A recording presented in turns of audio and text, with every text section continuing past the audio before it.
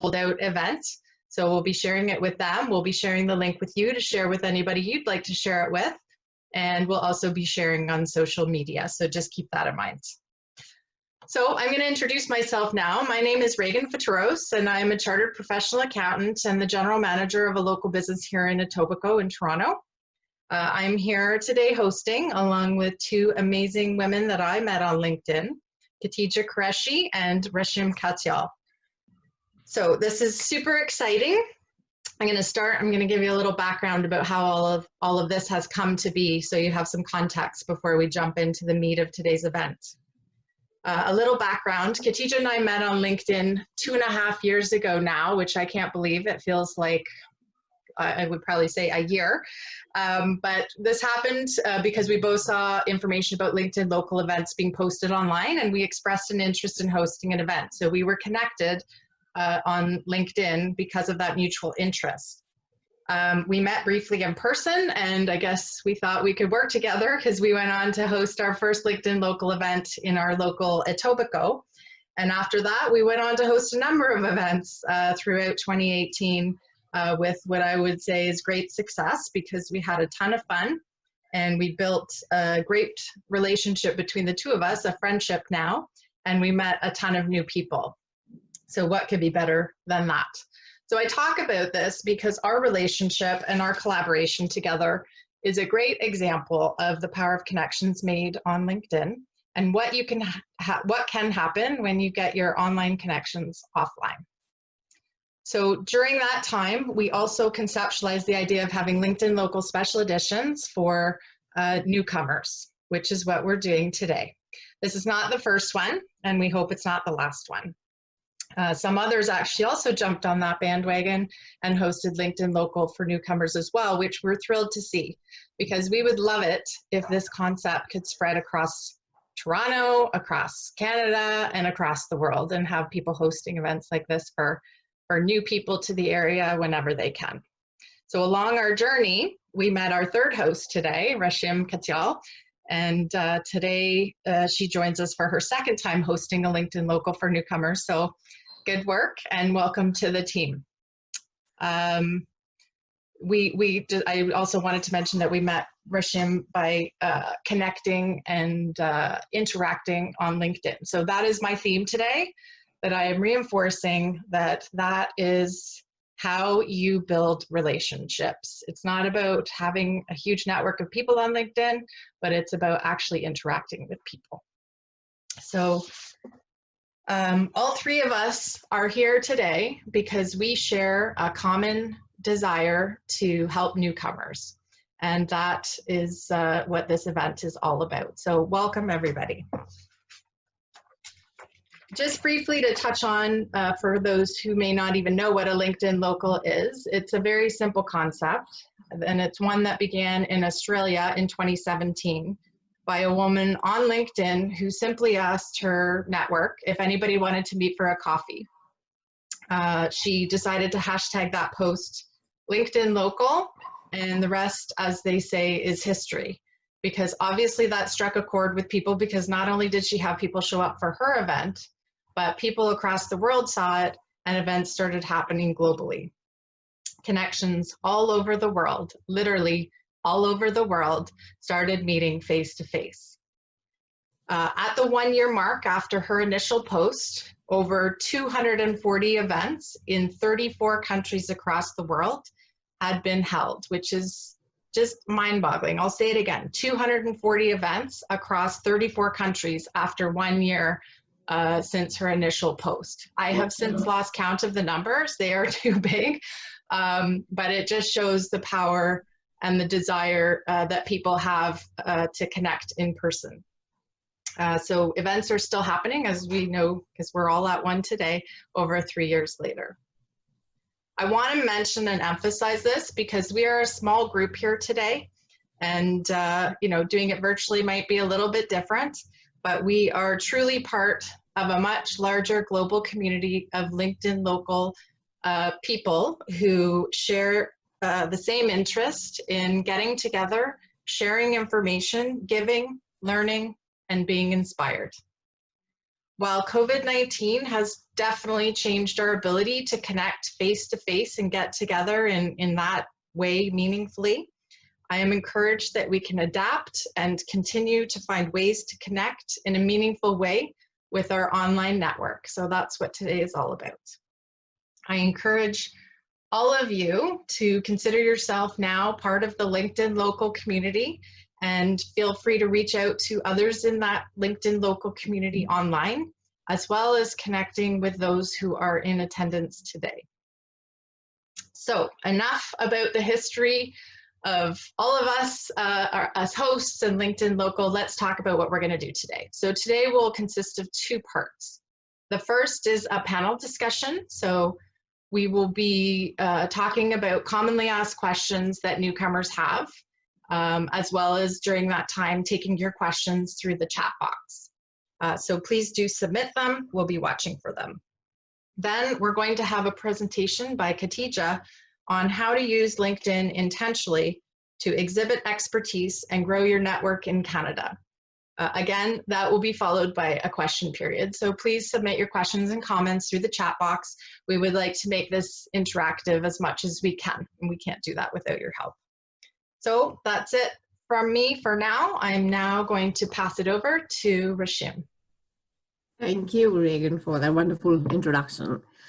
Okay, so first of all, a very warm welcome to all of you from my side as well. And like Reagan was mentioning, the beauty of this platform is really about how LinkedIn has played a role in forming meaningful connections and meaningful relationships.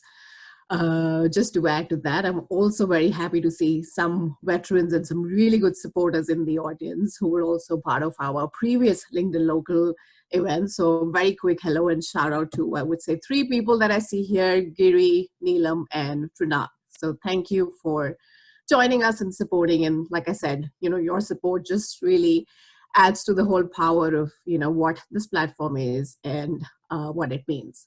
So very quickly about myself. So I'm a marketing, communications, and events professional.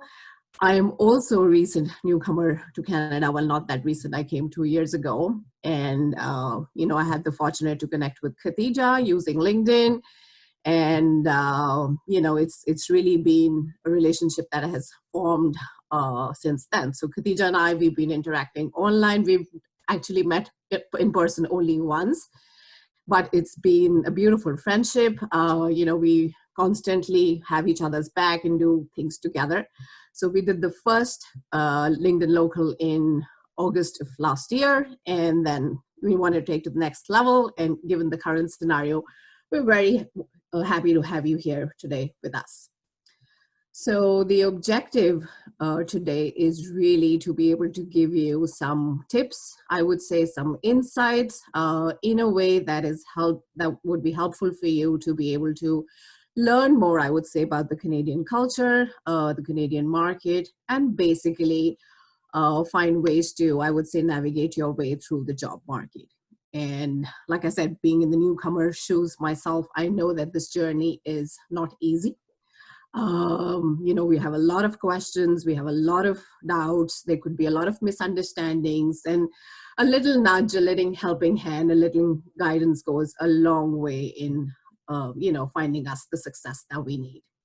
So I'm very happy that I am joined today with, I would say, 3 extremely diversified and talented group of our panelists. I'd like you to welcome each one of them. Maybe I would do it the other way around. I like to, I would say, welcome the men first. So Nitin, very warm welcome. Yeah, hi, thanks.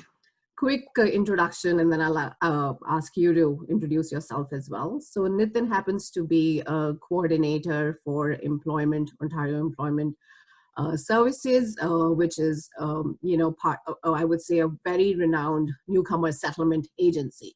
The name of the agency is called Dixie Bloor Neighborhood Center. And Nitin also happens to be running the partnership program for Triac Mentoring. So very warm welcome, Nitin. Would you like to add something really quickly to your introduction? Yeah, thank you, Rashim. And good morning to all 22 participants in this wonderful LinkedIn local event. I have a background in marketing, in the corporate world, followed by a stint in academics, teaching in an MBA school, the same subject, marketing, which I practiced. And then after immigrating to Canada, I found myself very much in the forefront of helping newcomers. We started off with the TRIAC mentoring partnership program in 2005, which till now has made around 18,000 plus matches. We have done around at Dixie Blue 2,500 of them. And then in 2010, after the recession, the ministry gave us an additional responsibility, which is Employment Ontario. So I'm currently working at Dixie Blue, working from home, not at Dixie Blue, and delivering and coordinating two programs, mentoring for newcomers and Employment Ontario for Canadians as well as newcomers. Thank you. Thank you and welcome. Next, I'd like to introduce Anushri. So Anushri is someone that I'm meeting actually first time now in the Zoom meeting, but I've heard a lot about her. And she's actually LinkedIn local alumni, and she was with Khadija and Reagan in the past. So from what I know about Anushri at the moment, that she's bilingual. She learned French after coming to Canada. And she's currently working as a human resource professional. So what would you like to say, Anushri, about yourself? Well, thank you, first of all. And I really can't believe that I am being called as one of the panelists or whatever for LinkedIn Local, because exactly 2 years before, I was one of the attendees having lots of questions, wasn't sure what to expect from the event. And I was so, I was not open to ask questions. And the first thing that I learned is ask. If you have questions, if you have doubt, ask. If you don't ask, you don't get to get the help, right? So the first step is asking. Learning. I was always open to learn, but then learning a new language, and French is like completely different. I was initially a little bit, in a dilemma if I should shift to Montreal or not, because human resource in itself is a very conservative department where, people coming from outside and getting into it, may be a struggle, and me not knowing the local language wouldn't have helped. So definitely I had to open up myself without wasting any much time. I joined a full-time program. I would appreciate the government that, they're doing a lot, and maybe the information is not going through, many people are not aware. So information is very important. You have to find out what to get. And once you have it, I think you can all get started. Great. Thank you. That's brilliant. Alrighty. And my third panelist is Reagan, who needs no introduction. She already did introduce herself, but really, I think the little that I've had a chance to interact with Reagan recently, like she mentioned, she's extremely passionate about giving back to the newcomer community. She's been a LinkedIn local host, and she's a mentor and always helping people in their job search strategies. Reagan, would you like to add something really quickly as well?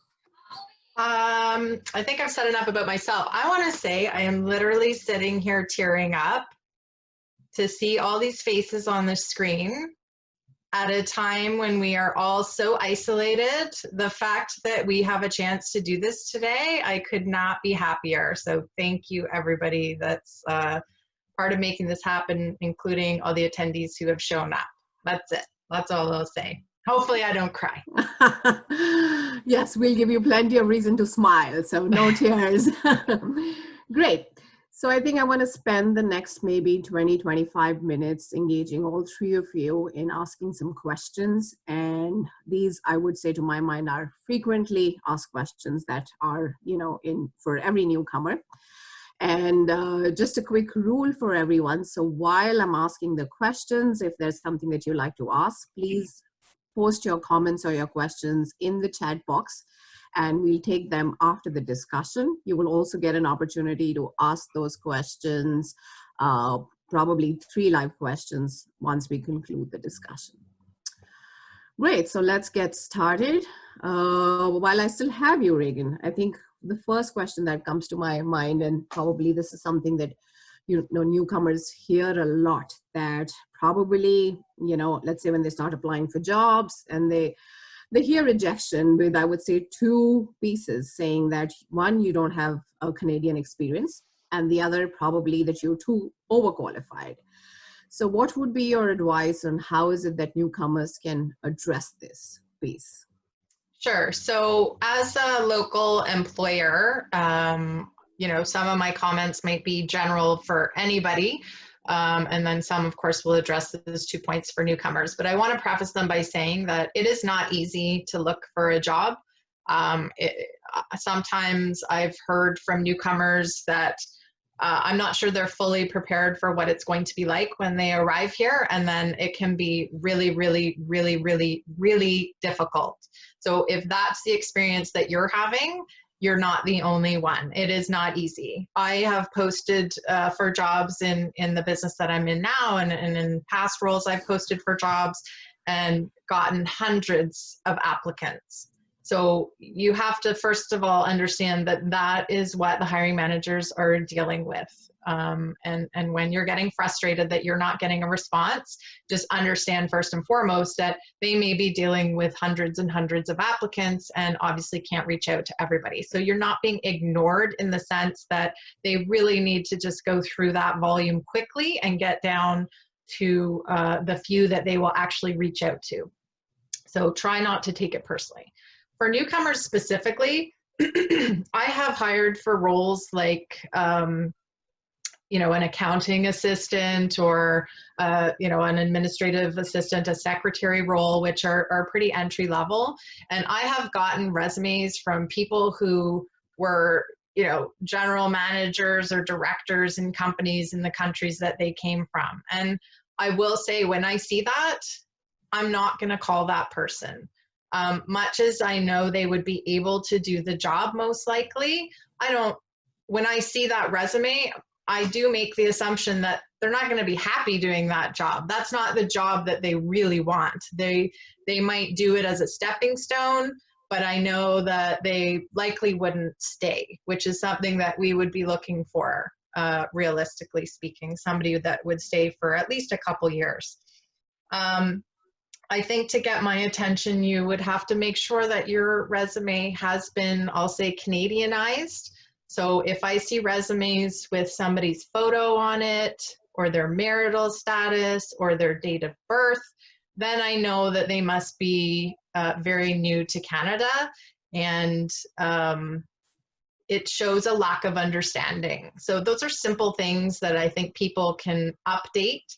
And also make sure that you have a Canadian address on there so that it's clear that you are in Canada and ready to work. Because I will often get resumes for jobs from people who are still in their home country, which, when I have hundreds of resumes, I'm going to take the one from somebody who's nearby. Mm-hmm. So adapt your resume to the job is the only other point that I'll make right now, because I don't want to go on and on. I want to make sure the other panelists can chime in along the way. Which means if it's very real that people may need to get a survival job when they come, which may not be the job that you came here to get, but may be a necessary evil. So I would say, make sure you look at that job as an opportunity as much as you would getting your real job. That can be a big adjustment mentally to wrap your head around that, but understand that you can learn a lot from doing a survival job. You can improve your English skills, you can learn more about Canadian culture, you can build connections with different people that you'll never know who's going to be the person that's going to come through and help you. So adjust your resume to the job means if you are that person that was a director or something in your past and you're applying to be an assistant of some kind, perhaps do a resume that's more skill focused and drop the titles from your resume or some modification like that. I'm not a resume expert, so hopefully we'll hear some more details from people who know better than me. I can just tell you as somebody that looks at a lot of resumes that again, if I see a misalignment between what you've done in the past and what the job is that I'm posting, I'm not gonna take you. Sorry, I said final point. I forgot about the Canadian experience. You can get Canadian experience all kinds of ways. Your survival job is Canadian work experience. You can also get Canadian experience by volunteering. that is for free. So if money is an issue, then obviously that might not be, but I would push you to do volunteer work, even if you do end up getting another job, just because it's a great way to make connections and a way to exhibit the skills that you have developed in Canada. Excellent. I think those are some fantastic opening points, and they're really sort of, you know, open your mind as well to this whole idea of, like you're saying, embracing the fact that you're here now, number one, like I said, and then also the fact that you have to speak to the job that you're applying for, like you mentioned. So it's not an easy ask for many of us to leave the titles or, you know, the labels behind, because, you know, that's been your legacy or that's been your journey. But really, the key focus is to be able to, you know, tailor your resume in a way that it speaks to the job that you're applying for, even though it's, you know, an admin assistant's job, but hey, that's the job you want. So that's a really crucial piece of advice, I would say. And like Reagan mentioned, you know, volunteering goes a long way. It's a great opportunity to, I would say, meet new people, network, get to know so many other, and you never know what that opportunity can further lead into or develop into. Great. I think that brings me probably to just an extension of this question. And I'd like to ask you this, Nitin, is the fact that, you know, settlement can be an extremely daunting experience for people. You know, they leave their house and it's a new country, they don't really know people, there's no local community. So what kind of resources and support system is available to newcomers when they arrive? Could you share a little bit more on that? Yeah, great. So I presume most of the newcomers here in this LinkedIn local event are in GTA and perhaps in Mississauga, Brampton, Toronto. And I would say that this region is one of the most welcoming and I would say diversified resources for newcomers in the whole country. Because I have been to Alberta and other places. I actually landed up in, my first port of landing was Ottawa, and then we flew to Edmonton, where I stayed for a couple of months before coming to Toronto. So I know exactly what the resources are in different provinces. So you are in a good spot, all the newcomers who are here. And the region of Peel and the GTA is a very welcoming place with a lot of resources. Like Anushri said, they are not very well known because our sector, the non-profit sector, which helps the newcomers, doesn't have any money to advertise or promote or market their services. So we rely on satisfied clients to tell their friends and relatives and potentially, you know, new immigrants who are arriving, that so-and-so is a good place or a good center, and go here, don't go here, do this, don't do that. So I would say, first of all, you are in the right spot. The second is you have to be very active on 211 or on settlement.org or OKC. These are the main umbrella sites where people are able to find resources and centers. I get these you know, newcomers who end up settling in Scarborough and Markham and North York and contacting me for help, and then I find the postal code, using their postal code, a center nearest to them, and I guide them to that center so that they don't have to spend 2 hours in the bus just coming to us, because it's very challenging. So you have to, the way the federal government and the provincial government funds these services is exactly the way a Tim Horton franchise is set up. So there is, you know, the centers are spread out all over the city, and there is enough, I would say, catchment area and enough people and enough newcomers for every center to help. There is no competition, you know. I would say we are all collaborators in delivering services, and we have regular monthly or bi-monthly meetings. I know the managers of all the employment centers and most of their staff. They are very good and I would encourage you to find a center near your home and be connected with them. You might be, some people I know, when I see a lot of newcomers, some of them are very savvy in finding services and in networking and making their way through the crowd. And some are shy and introverted and they are not able to do that. So you have to sort of step up your intensity of meetings with your counselor and coach and your mentor. I'll come to that a little bit later when I talk to you about my top 10 tips later on. But you have to set your routine of, do you want to meet your counselor and coach once a week or once a month or twice a month? Depends on where you are in your job search and what are your interpersonal skills, what are your interviewing skills. Can you do a phone interview very well? So based on this, you have to find a good center which will help you in all this. You see, many people go to centers where they tell you the same thing that you already know. Now that's of no use to you. Don't waste your time there. Close your file and find a center that can help you with what you lack, not with what you already know, right? So that's tip number 2.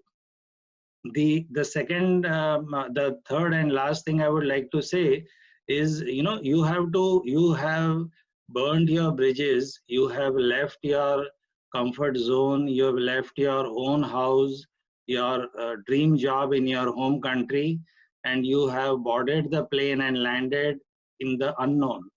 And some of you in this webinar or LinkedIn local event have landed in the midst of COVID-19 pandemic, which is all the more, I would say, daunting task for those of you who have just landed. So you have to find a local community, but don't live in a ghetto or a silo. While finding supports and resources, you have to learn to be multicultural, because that's the reason Canada is preferred and is one of the top 5 countries in the world for immigration, is because it allows you, it's like a mosaic, is not a melting pot. Okay, you can retain your cultural identity, but you can mix and mingle with the mainstream. So you have to find that balance. Some people don't find it and they remain in their own ghetto, which is not very, I would say, that's not the reason you came to Canada.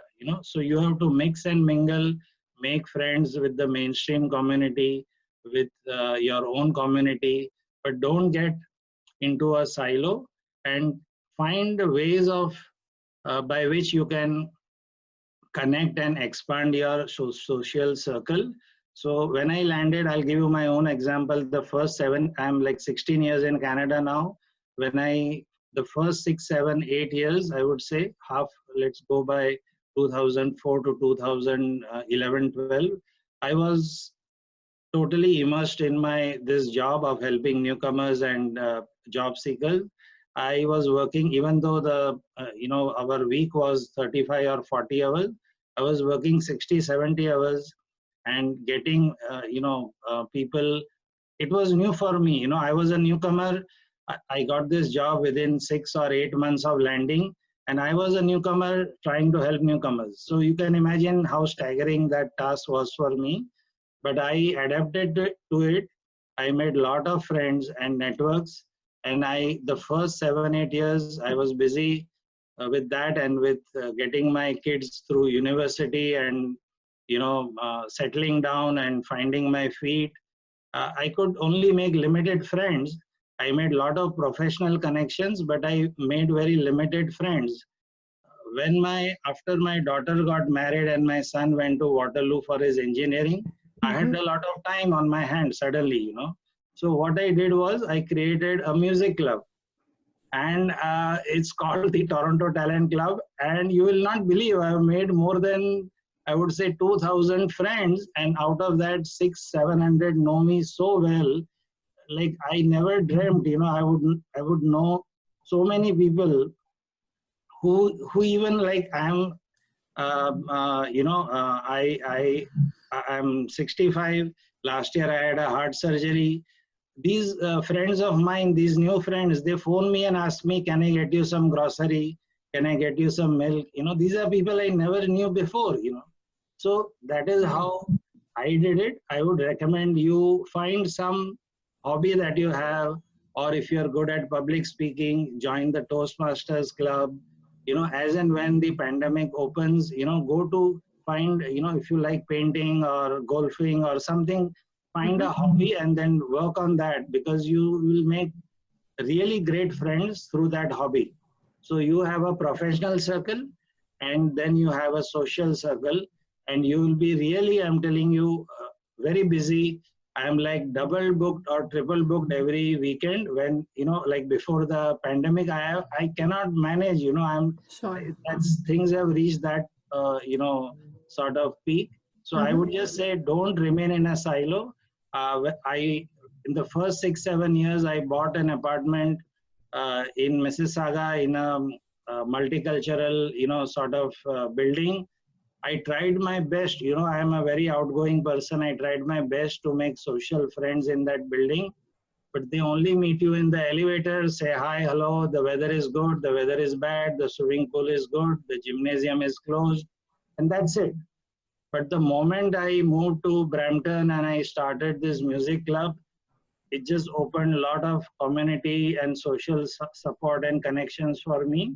So from this personal example, I hope some of you will get some tips on how to build your local community and be connected in mainstream as well as in your own community. Excellent. I think that's a wonderful story, Nitin, and there are a lot of really, I would say very good nuggets of wisdom in there. And that's why I let you go on, because I thought there was really a lot that was coming out, and you touched upon a lot of things. And I think probably the key, like you mentioned, when it comes to your professional part is really that the onus lies on you. So you have to do your research in finding the right kind of settlement agency which can answer the questions that you need answered. If there's stuff that you already know, and then the employment agency is telling you the same thing, so it's not really a value add.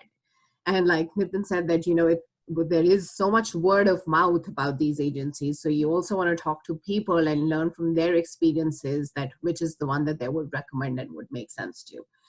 Then I think the second thing very quickly, like he touched upon, is the community piece. Of course, we all crave a sense of belonging and being part of the community, and utilizing your hobbies to be able to build that is a great way to do that. So really good insights, Nitin. Very quickly, I want to move to Anushri, who's our remarkable success story here, and we all love a great success story. So Anushri, what are some of the strategies that you adapted that has helped you find your dream job or role or career that you are in right now? Can you share a little bit about that?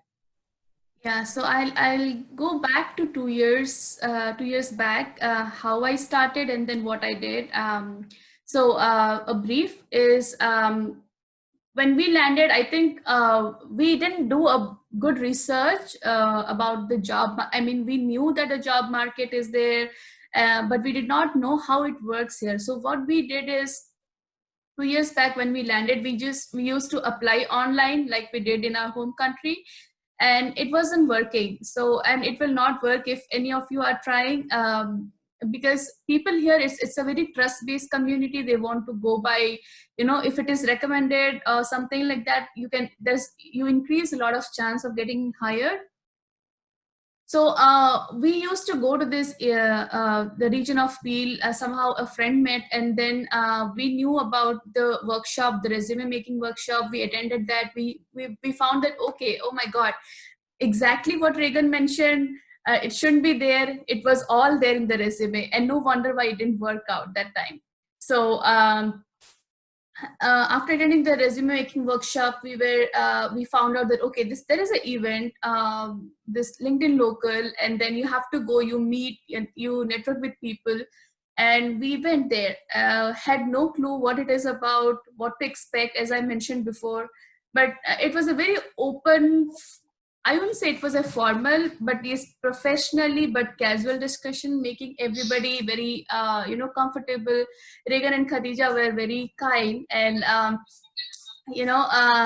was so shy to go open up and to speak up. But then Khadija approached, I believe, and then she started talking to me, and that's where it started. And what I realized is one of the strategy is you go into a lot of events.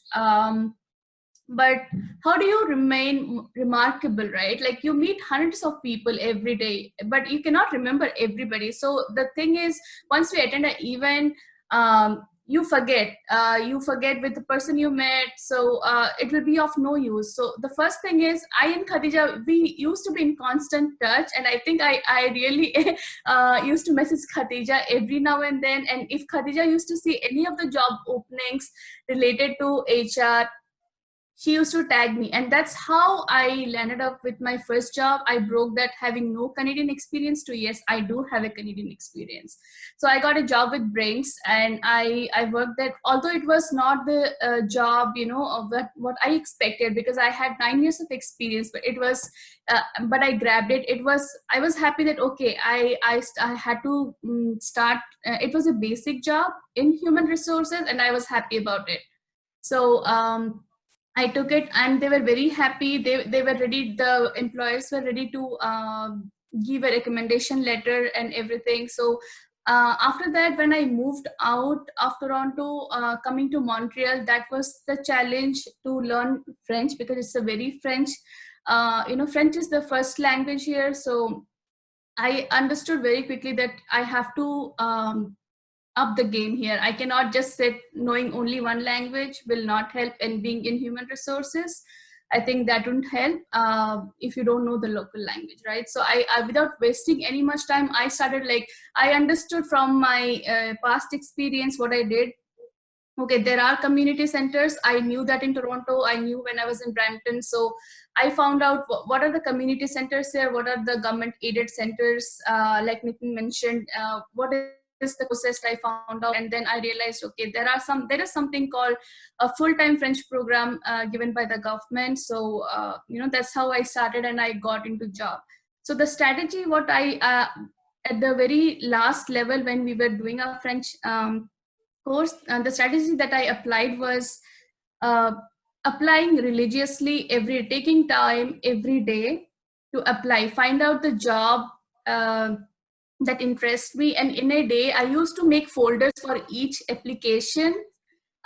So in the folder, there was my resume, my application, and the cover letter, the job description, because I have to, if I get a call, I need to remember what was the job description about, right? So every time you have to tweak your resume. You cannot have a generalized resume.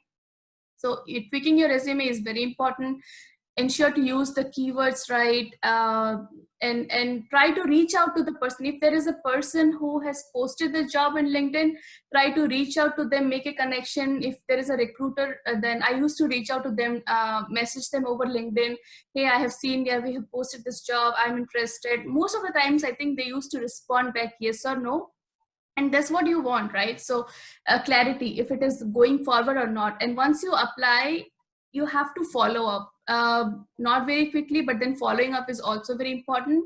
So the first thing is applying to the right job. And even if it is not in the same domain, like if I used to apply for admin also, because I had experience in human resources. So I knew that, okay, administration is also a part of it, and I can do that. So I used to apply for the job which is very related. So I think that also can be done. And do a follow-up, send a thank you mail, like very basic stuff which helped me out. And I think, yeah, ask questions. Even in job, if you think, if you're not understanding, ask it. So asking is very important, and ask for help if you're not really sure. Ask to the people, ask to the community. LinkedIn is amazing. So I think, yeah, that would be very, very gist about what I did.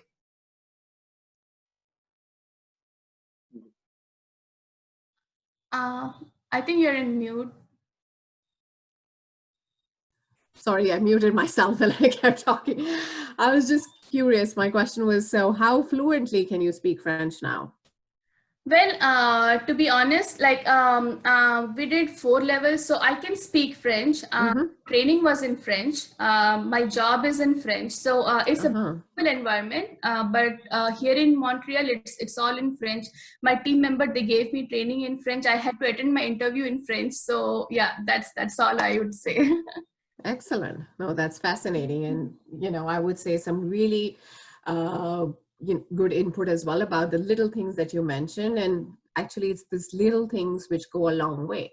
And, you know, you meet so many people. How is it that someone will remember you? How is it that, you know, you make a lasting impression on their mind? So those little things like following up and sending a thank you mail, making sure that you're structured in your job search strategy and having to be like organized about each job and, you know, sending in a cover letter, sending in a customized resume, all those things I think will go a really long way. So thanks for sharing that, Anushree. I think and that makes me want to touch upon a very interesting topic. And I think that's something that newcomers have also heard a lot, which is about this hidden job market. And so I think this is something that newcomers get to hear a lot. So there is this hidden job market that you need to tap into. And then networking plays a role in tapping that market. So what are your thoughts on that, Reagan? What do you have to say about the hidden job market and how can one navigate that? So I would say, first of all, is it's very real, and tapping into the hidden job market, I would think, and again, I'm an employer, so my hiring is not huge volumes like some of the other people on the panel that would be helping a lot more people with their resumes and stuff. But I would say that if I look at my own career, definitely the last 2 jobs that I've had came to me because of people that I knew. So that is where you access the hidden job market. That's going to be way more effective than just shooting resumes off. It's a question of quality over quantity. So when you know somebody with a connection to a job, you might get access to that job before it's even posted, which is what happened. That's how I got my last 2 jobs. So it's very real that this exists. And of course, I'm sure it seems very overwhelming when you are new here and you have limited connections. I can only imagine it must seem incredibly overwhelming and overly simplistic for me to say, use your connections to get a job when you don't really have any connections. But all the advice that we've been hearing about so far today is how you make those connections. I think that people have the misconception that connections need to be like connecting with some important mythical person. That's not the case at all. Connecting with fellow newcomers will give you access to resources and tools and tips that will help you. Connecting at the community centers, connecting through volunteering, connecting through attending events. I made a comment, Anushree, I loved the part of your story that you shared from the perspective of being shy. So I'm introverted by nature, and I know going to events can be difficult. I've learned that one-on-one interactions are much preferred. So going to community centers where perhaps you can connect with a counselor or somebody whose job it is to help you might be a great starting point. Or if you go to an event, perhaps you define success as just finding one person to connect with and have a conversation with, instead of thinking you got to walk in and make 50 connections to build your LinkedIn network. The whole LinkedIn network, having 500 people in your LinkedIn network is not going to help you, other than I would say it might give you visibility to like second connections indirectly, if you might give you greater ability to connect with people that way, but it's not meaningful. Meaningful connection is where it's at, and that's how you're going to access the hidden market. When somebody knows you even a little bit, if somebody recognizes you because you've been commenting on their posts on LinkedIn, they're going to feel like they know you even if they've never met you. So you have to put yourself out there. You have to give a little bit before anybody is going to want to help you, which, another piece of advice that we've heard a lot from past events and from newcomers is that they're told to ask people to go for a coffee. I don't love that advice, because to lead into to not know somebody and to start off by asking them for something, you know, people are busy and, you know, they don't know you. Now, if they recognized you because you'd been active on their social media and you'd been posting, and maybe you, another tip would be to give something to them.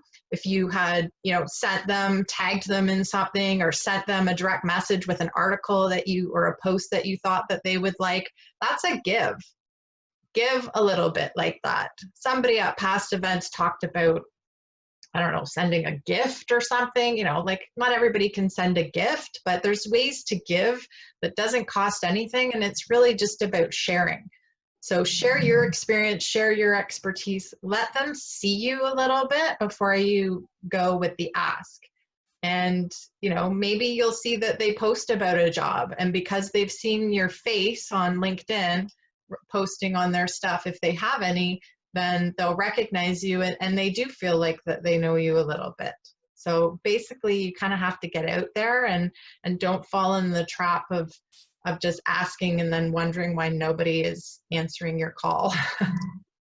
Excellent. No, those are incredible piece of advice again. And like you said, it's really about building meaningful relationship. And it's, you know, there are a lot of these misconceptions. So people think that it's a number game. So if you have 700 or I don't know, 1,000 connections, but you don't even know the last name of the person, what is really the value add? So it's not really, you know, the numbers, but really I would say, even if it's few, but meaningful connections, deep connections, authentic credentials, people that you can add value to first before making the ask. I think that's a really important piece as well, that, you know, sometimes he says, okay, I've connected with this person. And then at least I've had people who just sent me their resumes over LinkedIn messages saying that, you know, could you take a look at my resume and help me with something like that? Or, you know, I'm looking for a job. So asking for an ask or help too early in the stage is also probably a mistake that most people made. So you have to let that relationship really develop to be able to, you know, take it to the next level. Excellent. Great. Maybe I would also ask you, Nitin, what would you like to add about the hidden job market and, you know, navigating through it? Yeah, so basically you have to, like Regan said, you know, you have to let people know that you are on the lookout for a job. And there is no stigma, at least here, in saying that I'm in between jobs. You don't have to say I'm unemployed. You know, I'm in between jobs, or I'm a new immigrant and I'm hopeful of landing my dream job in IT or banking or whatever the sector is very soon. And I would be happy to connect with you and, you know, refer you or connect you to people I know, because as you grow your network,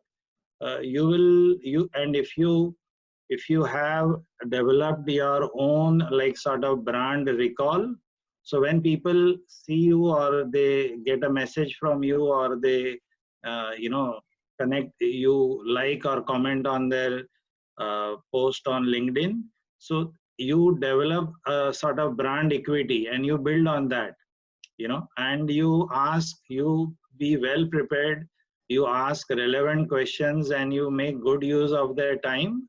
Currently it can be in webinars, but later on it can be over a cup of coffee at Tim Hortons or Starbucks.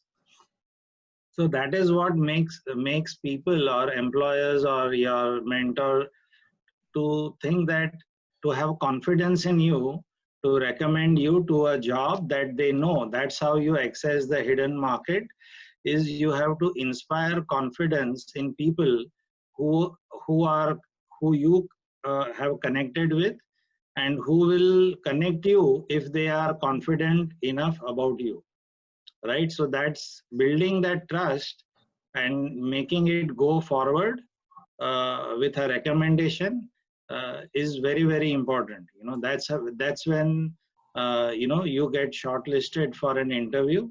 And this is a matter of chance. You know, there there are ATS, applicant tracking systems in big companies, which will shortlist keywords and shortlist you for an interview. If you have applied for, I would say, at least 70 to 80% of the, if you match 70 to 80% of the requirements they want, then only you should apply. Otherwise, it's a waste of time. You are not the right fit if you haven't done, if you don't have those experiences before.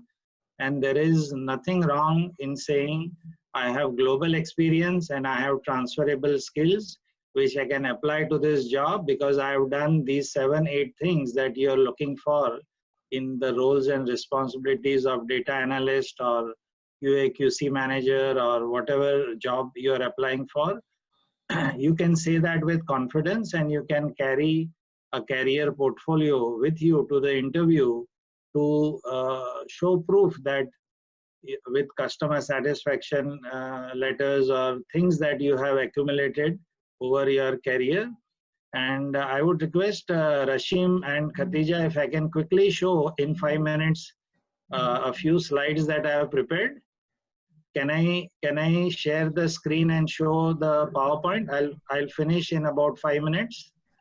Probably we can have the resource, and in the post-event email we can include that because we are a little running late on time. Exactly. Yes, so you can send it to us and we can incorporate that in the post-event email. Sorry, Rashim, I jumped in. Sorry. No problem. So I will wind up by saying that, you know, for let me ask the group, how long has the average newcomer in this webinar been in Canada?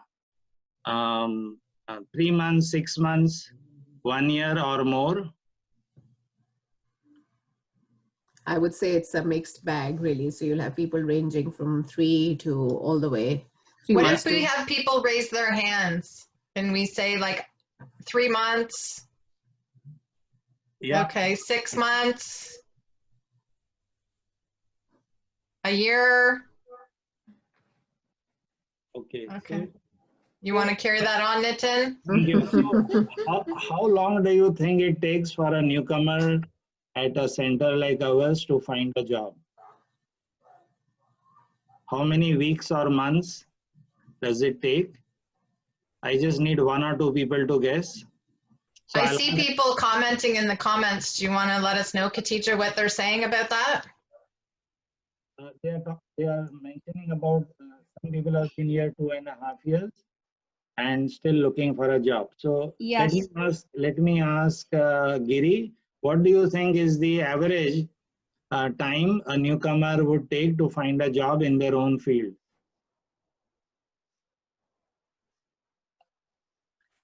I think people may be shy, would not want to say that. So maybe we. So the average time a client is with us at our center, when we open the file with their SIN number or PR card number and we close the file as gainfully employed, is 19 weeks. Okay, so that is 5 months. Now this was before COVID, and now you are stuck at home. The job market has shrunk. It's almost become invisible. You are safe because you are home, but you are running out of money. There are retail jobs available in retail stores and Tim Hortons and gas stations, but you don't want to expose yourself to COVID risks. You don't have Canadian experience. And now there are 2 million Canadians with Canadian experience who are competing with you for jobs in this shrunk job market. Yeah, I'll jump in here, Nitin. I completely agree with your timing. I also got my first job at the end of 5th month. So it kind of driving up with what you said about 17 weeks, and talking about definitely there is a big pool of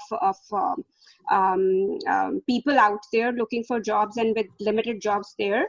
But what I feel, I was listening to 2 separate career coaches, and they both have said they are working with clients who have landed with jobs, and they are mid-professionals and starters even. And what they said was, right now, all of their clients have landed with jobs based on referrals, based on people who they knew. So resume was just a formality for them. So I'm just sharing this because right now referrals and connections are helping, and it can be a way to get into the job market. For this, they said LinkedIn can play an important role, and that's what their candidates have explored, building relationships with the right people. So I just wanted to come in and just give a relevant advice, which I learned from 2 days before, two different career coaches. So sorry for the interruption. No problem. So Excellent. the silver lining in the cloud, because 8 million Canadians have applied for federal and provincial benefits. 20,000 jobs are being posted every week by 8,000 employers. So the point is, there are jobs, new jobs which are being posted, and are you getting shortlisted and noticed? Have you signed up on Magnet today? That is another important website. Not all newcomers know about it. You have time at your disposal, but be smart. Divide it into 3 parts. Find a online or a brick and mortar survival job. Do 20 hours of job search, sort of religiously, and volunteer for 5 to 10 hours in a strategic, center which can benefit from your online volunteering. Register with an Employment Ontario network. Have them do your job search assessment, career exploration, career planning, and develop a concrete action plan for you. Use the services of their job developer. Use the Scots directory. It's one of the best. It has names, phone number, email IDs, which not many newcomers know about, of people actually working in companies. Do mock interviews, brush up your soft skills and interview skills, because the one reason many newcomers don't get hired is because they ramp up on their technical skills, but they don't work on their soft skills. Okay?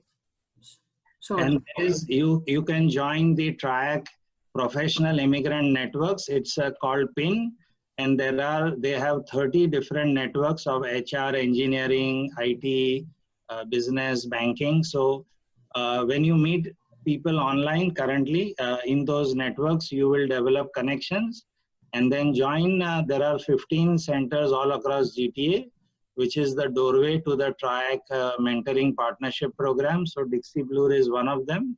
If you sign up with us, one of my colleagues and team members, Priyanka, will connect you to a mentor in your profession. And be on LinkedIn, be very active. Connect with recruiters. One good person I can definitely recommend is Mark Belesh, torontojobs.ca. And you can check out his videos. He's been talking for 10-15 minutes every day, live on Facebook, and you should listen to him and implement what he tells you. And cast your net wide. Join your professional association if you are an engineer or a banker. Pay the fees the annual fees, because it also indirectly helps you in your insurance, car and home insurance. Look in the right places, and be careful what you wear, because don't wear a frown, always wear a smile. Sure. Excellent. That's very well said. The smile goes a long way. So you got to make sure that it's on your face, as well as you're spreading smiles, more so now in the COVID times, I would say. But I'm very aware of the time, and I think I also want to already wrap up the panel discussion, because I want to make sure we have enough time for Khatija, because she's going to touch upon an extremely important topic, which is really LinkedIn, and how is it that you use that platform to build your professional brand? How is it that you use it to, build your own network, show up consistently, and, with great relevant content? So we will wrap up the panel discussion here. I do want to thank each one of you. Rashim, I'll just interject. There are a Yeah. few questions, 1 or 2 questions I have, which have not been answered because a lot of questions were being answered while you were going on. Sure, that's what I was going to say. Yeah. That let's take the questions now Yeah, before we, sorry, I thought you were handing it over to me. That's fine. So let's go with the flow. The one question that is coming in and very, very relevant, that about virtual volunteering, what are the sources and how to strategically do volunteering. So this is the question, virtual volunteering resources and how to strategically plan volunteering. So if you want to throw in to anyone, Rasham. Okay, I unmuted myself now. Yes, so really good point. I think Nitin is already raising his hand. So go on, Nitin. So there is in the region of Peel, there is a excellent and I would say official website for everyone to volunteer. It's called volunteermbc.org. MBC stands for Mississauga, Brampton, Caledon. So Volunteer MBC, if you live in region of Peel, that's the website you should sign up on, create your profile and look at the different volunteering opportunities they have, and volunteer at a non-profit center. Don't volunteer at IBM or at some engineering company just because they want your free services. Okay, that's not volunteering, that's like free labor. So Sure. you must be very smart in knowing what is volunteering and what is free labor, and don't get into the wrong sort of boat.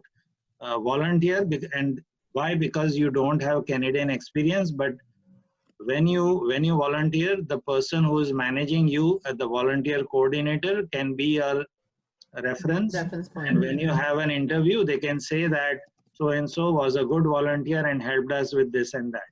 So that's it from me. Great. And about the how to strategically plan volunteering. Should we go for random anybody or we should plan for volunteering?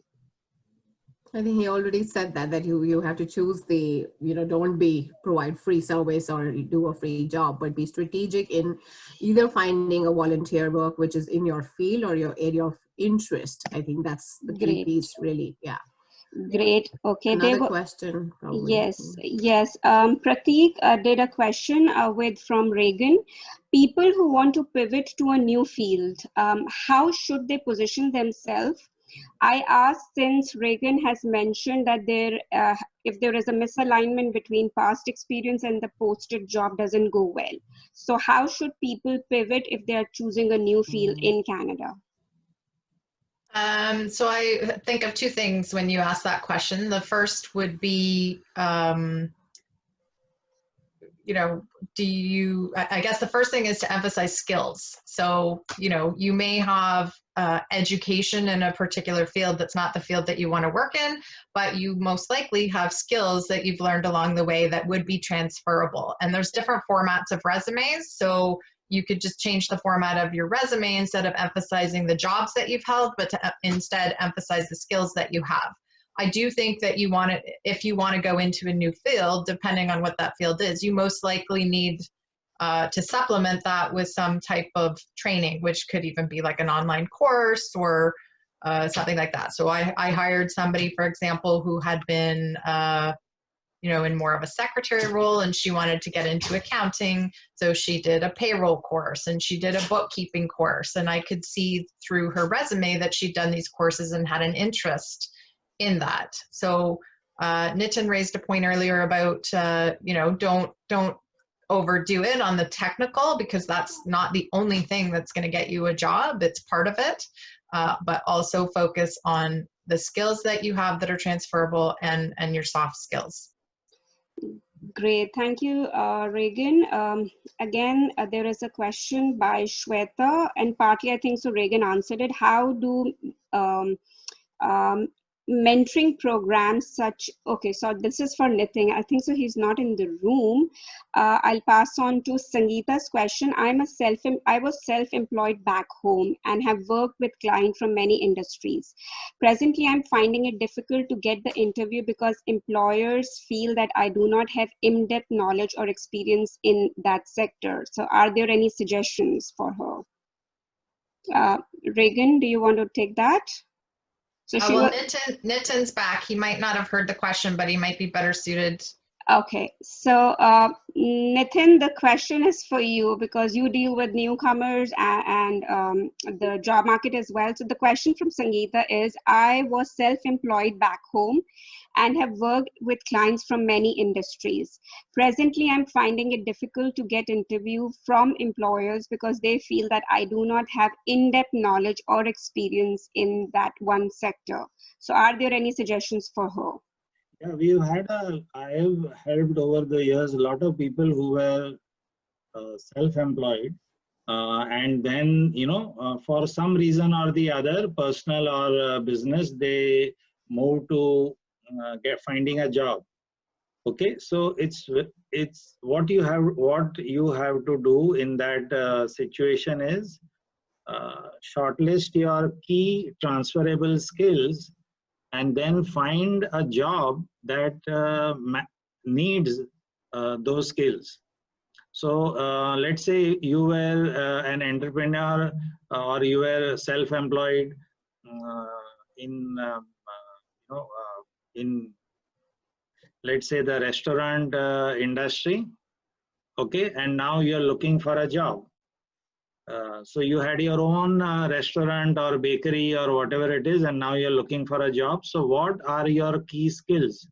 So the first thing is maintaining the quality, pricing it right, customer relationship building and management, because that's what you did. That's how you survived over the years with your business. So these are the essence of those skills you have to find out. Is like self-awareness, going into deep meditation, discovering yourself. Okay, it's very much like that. And that's why we have career exploration. There is CAPS and COPS, and there are personality dimensions. So are you a blue or you're a green, you're an orange? I'm a mix of everything. That's why I'm wearing orange today. So you have to find out your true colors and find a job where that color is, is most in demand. Why are there so many women in the non-profit sector? Is because most of them have personality dimension blue color. Blue is for caring, you see. And all the guys in research and marketing research and data analysis and business analysis, they are all greens because they have inquiring minds, So you have to probe down and find out, and that's where a center like ours can help you. So we can definitely help people who are were working had their own business, big or small or medium, and now are looking for a job, because it all boils down to, who am I? Who are you? Okay. okay, thank you Can I so just much. add to that a little bit? Because I think that's an amazing point that people might underestimate. That it's kind of back to that point about making the mistake of emphasizing your technical abilities. So we've talked generically about skills, but understand that those can be kind of basic things that I don't want you to underestimate the importance of. Things like the ability to overcome adversity. You might have a story about your journey that would show an employer that you're not one to give up, right? You can do hard things, you can overcome adversity. Talking about work ethic, talking about integrity, talking about, so I guess maybe those aren't skills more than values, but skills can also be, pointing out that you're super organized, that you're very self-motivated, that, you're interested in learning new things. Maybe you don't emphasize like the 15 courses you've taken, but due to the technical knowledge that you've learned, because that's kind of self-evident, but you show that as an evidence of your love for learning, which means if I bring you into a job that you're not really well suited for, you're going to embrace it because you like learning and you like new things. So don't underestimate those simple skills and values that you have, because that's what employers are looking for. They're really important. You can't teach those things. You can't teach somebody to be a hard worker. You can't teach somebody to be honest. You either you are or you aren't. So emphasize those things as well. Great. And I'm putting this last question. There are a lot, but I'm sure everybody can connect with each other. We will send out the handles of all the panelists and in a post-event email, so you can connect with us post-event as well and ask us questions, carry on the conversation. The last question is from Vishal. He's asking how to tackle overqualification question in an interview. And a side question is how to answer salary expectation question. So who would want to take that? Nitin can take the salary expectation probably. 50-50. Regan will take the first one, I'll take the last one. Okay, so Regan, for you, how to tackle overqualification question in an interview? Sure. So, I mean, I think before you even get to the interview, in order to get to the interview, you have to modify your resume so that you appear less overqualified, which can seem very backwards because we're all used to being very proud of our accomplishments. And, you know, we're taught on a resume to put all those accomplishments. You just need to tweak it to, as I said before, perhaps like remove titles or things that are misaligned with what you want to do, and maybe focus more on skills. If you make it to the interview and somebody says, well, you're kind of overqualified, talk about the reasons why you want this job. Talk about the reasons why you'd be good for it. Talk about what opportunity you see in the job, as well as, you know, as long as you turn that into how that will make you good for the job. Right? Don't you need Canadian experience? Talk about, I'm super excited to have this opportunity because I'm going to learn, you know, X, Y, Z, and that will allow me to help the company do ABC. So always turn that into how that's going to make you a valuable employee. You know, you got to be honest, but at the same time, you know, be tell a story, I would say, about why you want this job. So, you know, obviously, if you're taking a job that is below what you were doing before, that is probably not, you know, your first choice. You're doing it out of necessity. But you can turn that into a story explaining that you've made the choice to come here and that you knew that you would have to start over to some degree, and that you're happy to do that, and that you see it as an opportunity to do that because you know that you're on a greater path and that it's part of your goals and part of why you moved here. I think if you kind of acknowledge that, you know, you knew you would have to start over, well, hopefully that's true when you came here, that would go a long way. Great. Nitin, for you, the salary expectation question, how to answer salary expectation question? Yeah, I'll come about it in my usual roundabout way.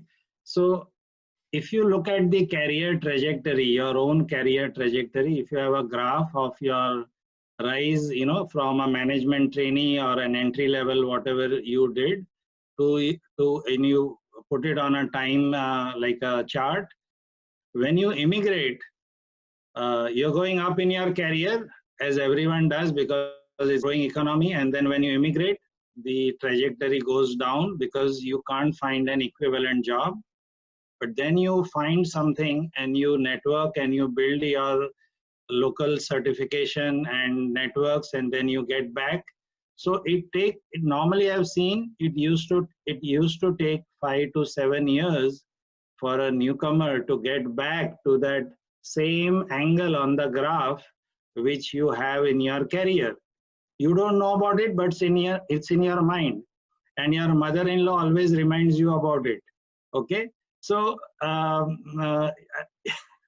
so the point here is, in today's market, in post-COVID-19, the employers are calling the shots. Earlier, there was a labor shortage. That's why immigration was coming, it was increased from 200,000 to 250 to 300,000. Employer is like doctors without patients and patients without doctors. It's like jobs without people and people without jobs. And that's always going to remain. It's never going to be fixed. It's a mismatch of supply and demand. Okay, and it's the healthcare system, or it's the job market, or it's the way people, hire and find jobs, so there are more candidates in GTA and less in Nova Scotia. So you come to Canada, but you settle in Toronto. So it's called MTV, Montreal, Toronto, Vancouver. That's the MTV of Canada. So you have a post-immigration syndrome and you have a pre-immigration syndrome.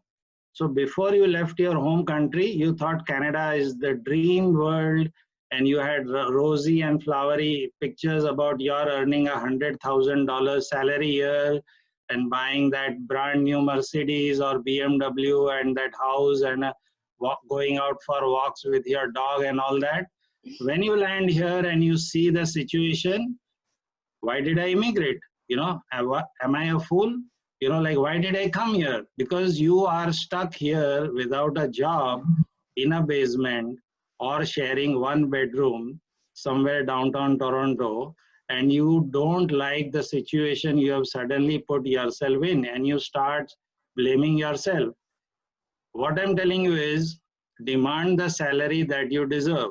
Go by if you don't know what you deserve, look at Glassdoor.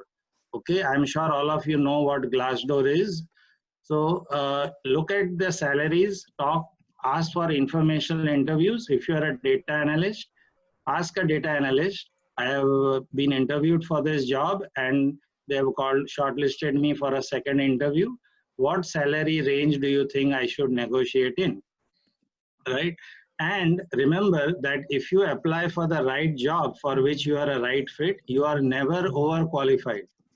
Okay, so find the right job which matches 70 to 80% of what you have already done, and then suddenly, lo and behold, you are not overqualified. Okay, and remember this, employers always overstate in the job posting the expectations that they want from the ideal employee. That happens in marriage, matrimonial sites also. But people are willing to compromise, and when they may ask for 5 to 7 years experience, but they are okay with 1 or 2 years. So apply to a job, don't go by years of experience, go by what they are asking you to do in that job. Don't undersell yourself, because here in Canada, the increment or promotion you'll get is only 2% every year. So if you accept a job at $5,000 salary less, it will take you 10 years to get to that 5,000 again. Okay, or you have to join a competitor after 2 years to do that. So don't undersell yourself, maintain your ground. I have seen employers telling me that I like this candidate and he is very assertive and he's demanding this salary, and he's so good, I will find the money to pay him or her.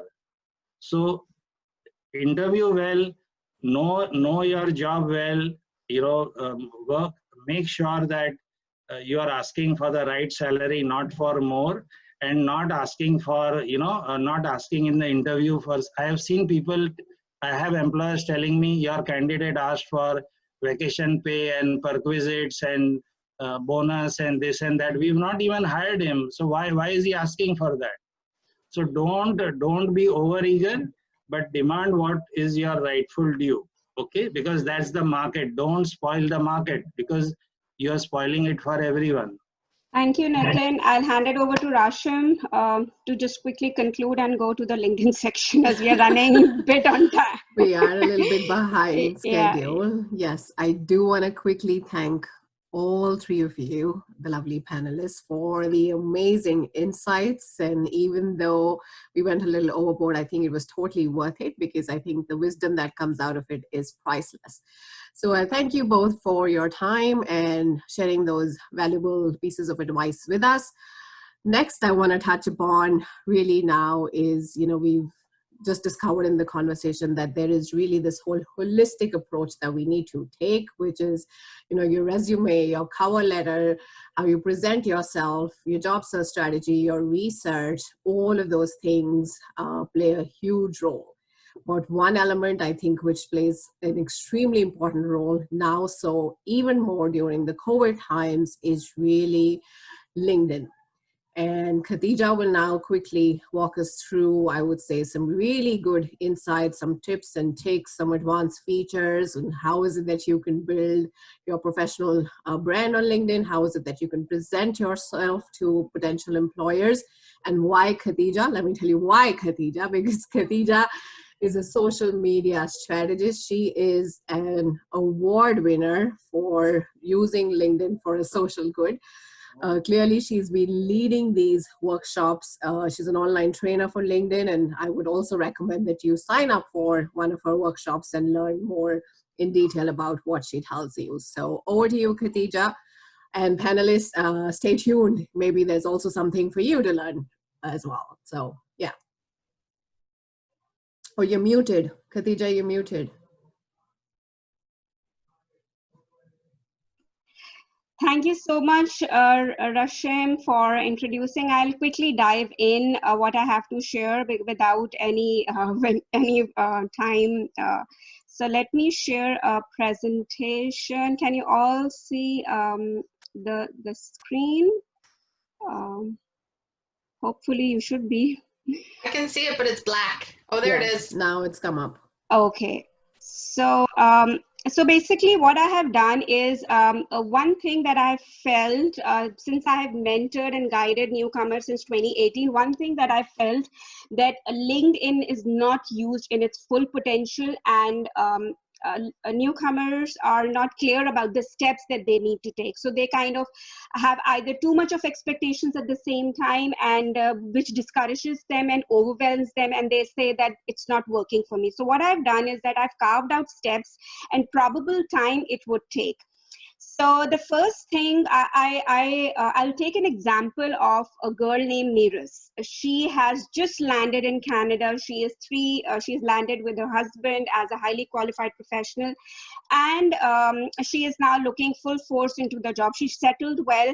So how she will be using LinkedIn? So the first step I would advise Neerus, this fictional character, would be that you need to have a good LinkedIn home.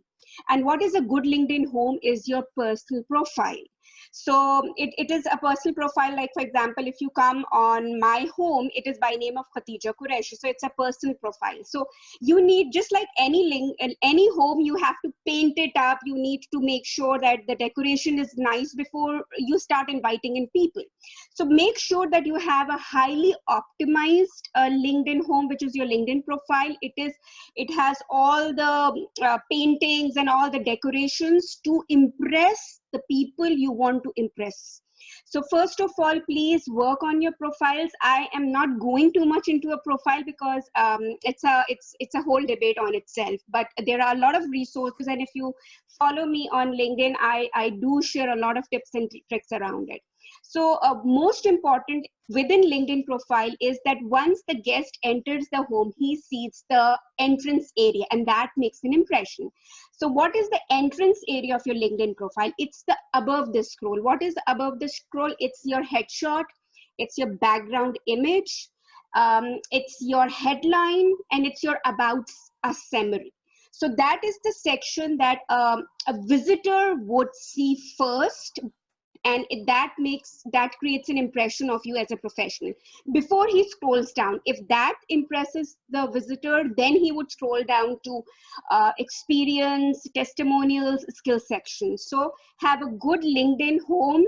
Priority should be above the scroll, and definitely well beefed up all section.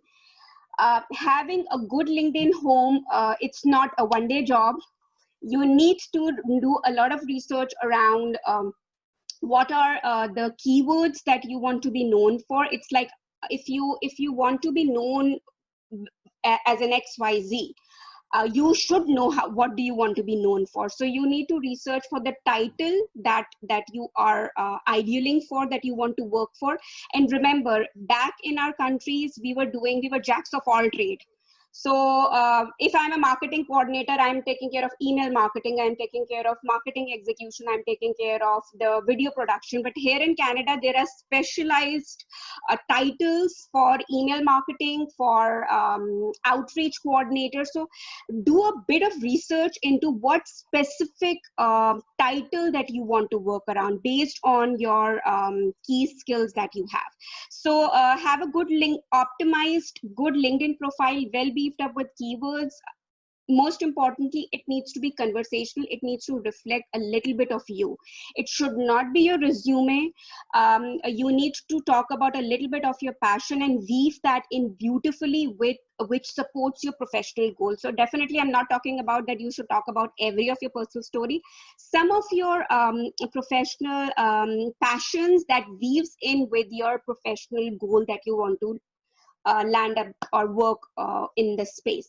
So that might take let's say about a month, or let's say 2 weeks to have a good LinkedIn profile. And there are a lot of sections. Once you do a little bit of research about LinkedIn profile, you would know. The second is that once you have a good home, you have good entrance, your furniture is ready, your paintings are ready, now you need to exhibit your expertise. You need to tell the people who are visiting, who might be visiting your profile, that you can walk the talk. You know about, let's say Meeras wants to be an email marketing coordinator. So she needs to tell or give an impression to the person who is landing on a profile that she knows the A, B, C's till the Z's of email marketing. So second step is that Meeras needs to create micro content in terms of LinkedIn posts or LinkedIn articles talking about which exhibits her expertise. So you can research about the company. Probably Meeras wants to work for 3 companies, and she has highly targeted and researched about the company. And probably there are some pain points around the email marketing that they are having. So she's starting touching upon those pain points and giving solutions of what they are doing.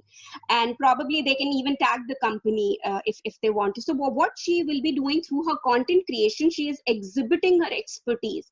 And you do not need to be friends with anybody in that company, but you are creating content that somebody from that ideal company can land onto your profile in the third step, which is networking. So you're preparing your content to exhibit your expertise when that person lands onto your profile. So please do research around your target company profile that you want to impress, keyword research around using job description. So she might go to 3 or 4 job descriptions of email marketer, camp coordinator, and identify top skills and experiences that she can start talking about in her micro contents.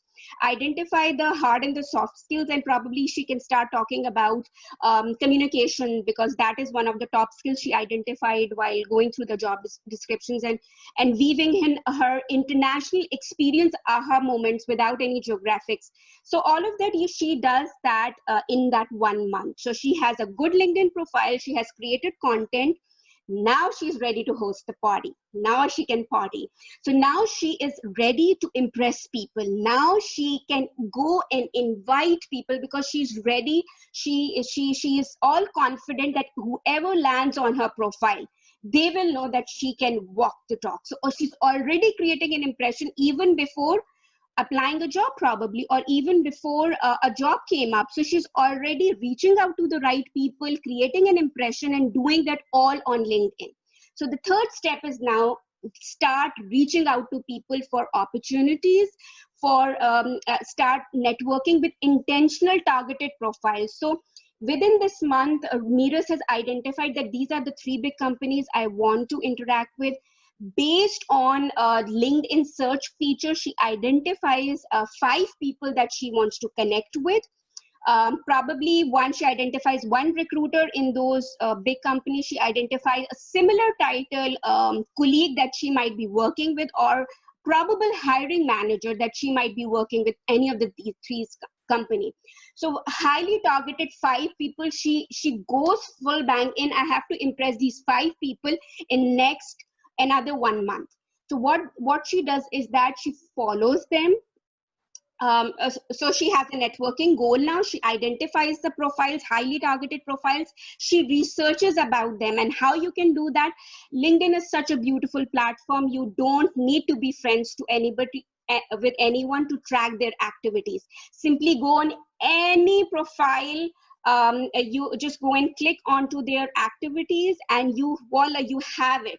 And their activities will tell you what are their interests, which LinkedIn group they are going to, what are they talking about. So she does all of that research, and based on that, she follows them. She started to and fro of conversation with them, leaving insightful, thoughtful remarks, which will bring them in front of those 5 profilers. And she write a highly customized communication when she sets in the personalized invite. Please don't send a default invite, send a highly personalized invite, so that the probability of the other person rejecting you is 0.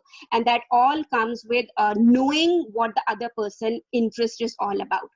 After she gets connected, she continues that relationship for another 1 to 2 months by just giving value. She is there to make connection. She is not there for an ask. She's not asking for anything at this point in time.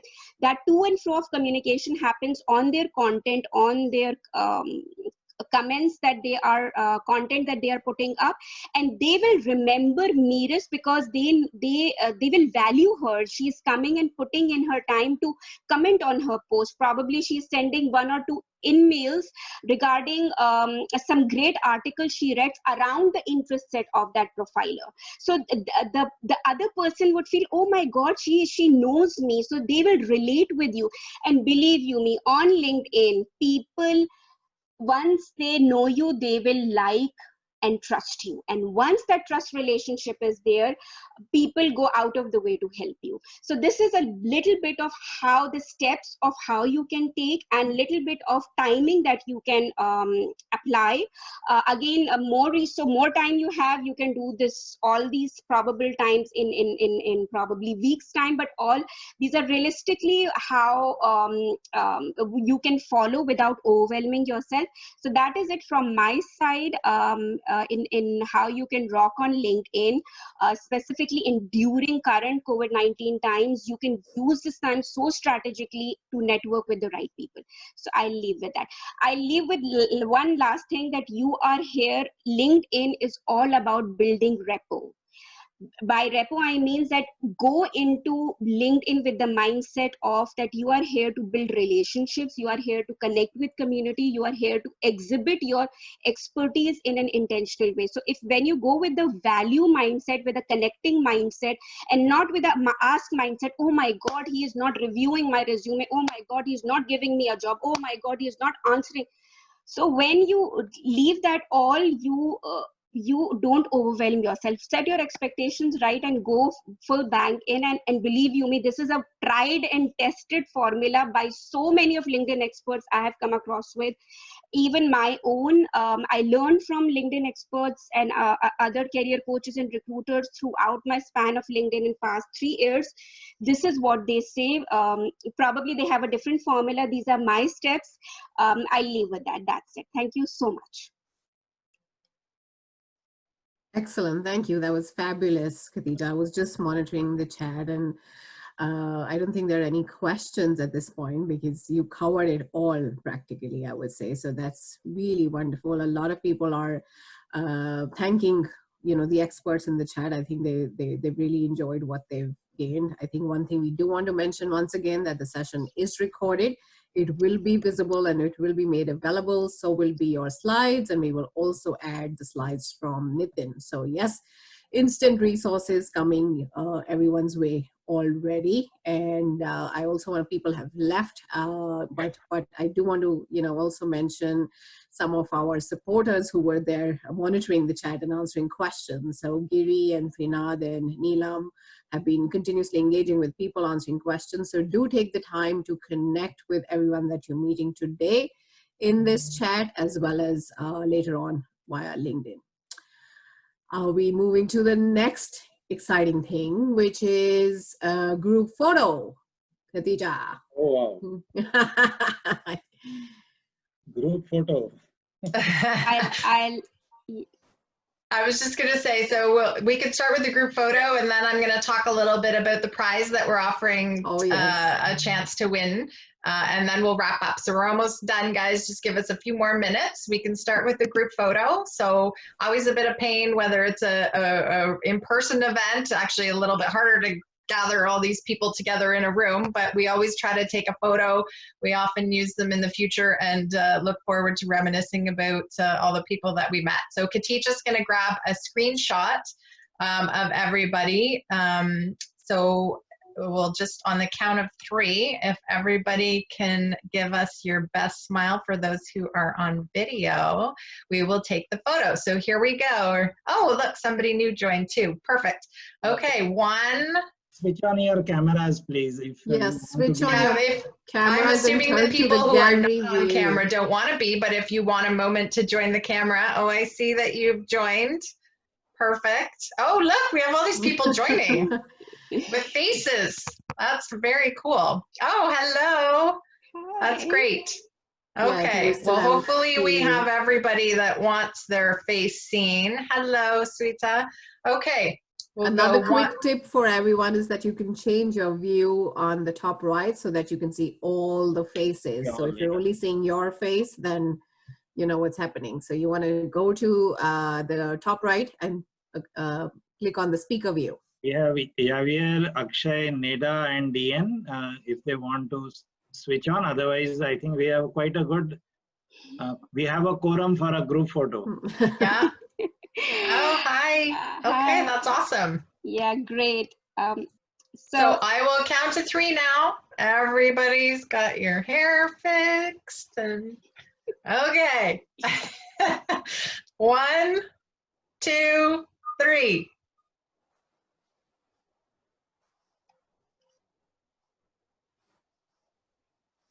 You good, Khadijah? Yes, got it. Okay. Hopefully I wasn't talking while you take it. Okay. No, it's good. Okay, that's awesome. So we will be posting that online. Watch for it, and you can see your beautiful faces.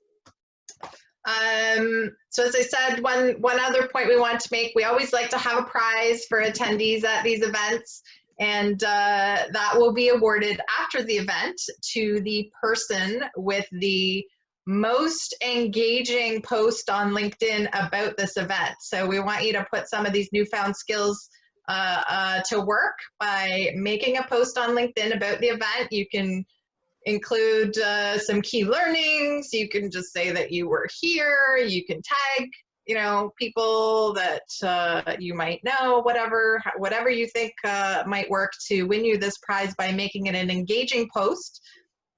We do want you to tag the hosts, Khadijah, Rashim, and myself, because that will make sure that we see the post. And we would also ask that you use our hashtag LinkedIn local, hashtag new to Canada, again, to help us find your post. So in about a week's time, we will go and see who has had the most engagement, the most comments and likes on a post meeting those criteria, which we will send the criteria in the post-event email, so don't worry about trying to remember that. We will look to see who has the most engaging post, and they are going to win the prize of access to one of Khadijah's great courses, LinkedIn Content Creation to Exhibit Your Expertise in Canada. So it's an online self-paced course that you can do, and if you're fortunate enough to win, you will enjoy that very much. So I look forward to seeing what you guys come up with. I always love to see the posts. So we're almost done, but before we go, I want to say one last thank you to our panelists, Nitin and Anushri, for taking the time to come out today. Nitin, we have not met, but I really enjoyed hearing you speak, and you're obviously very good at what you do and have a great sense of humor.